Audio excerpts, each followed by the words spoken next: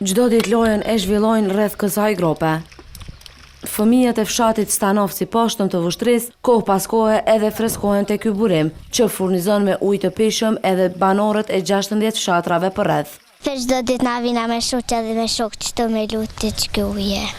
Banorët e kësaj zone po friksohen se fëmijët e tyre mund të pësojnë në këtë grop, të thellë rreth 3 metra. Na jena të rrezikum se mos me puset shumë është i thellë, tash freskia vopa e madhe, fëmija këqyren tentojnë, po na dosh vazhdimisht me ndal fëmin, po shkak të rrezikimet ka dhe gjarpnej shumë. Bile pati nga fëmijët që patën nevojë të ndihmohen nga të rriturit që të dalin nga pusi.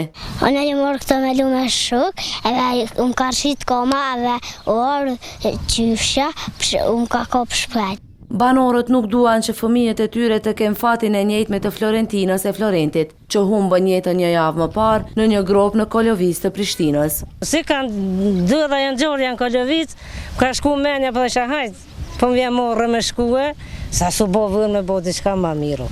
E pas interesimit të Klan Kosovës, drejtori i inspeksionit në komunën e Vushtrisë, Gëzim Saraqi, doli për të parë vendin. Nuk më qenë i njoftuar në asnjë rast. Edhe në drejtoria për inspektimin nuk ka marrë asnjëherë asnjë ankesë apo kërkesë për evitimin e këtij problemi, për ndryshe ne do të ta kishim trajtuar mirë, po tash e tutje kemi pranuar ankesën. Sa për këtë burim, Saraqi u zotua se do të ndërmarrë masa për eliminimin e çfarëdo rreziku.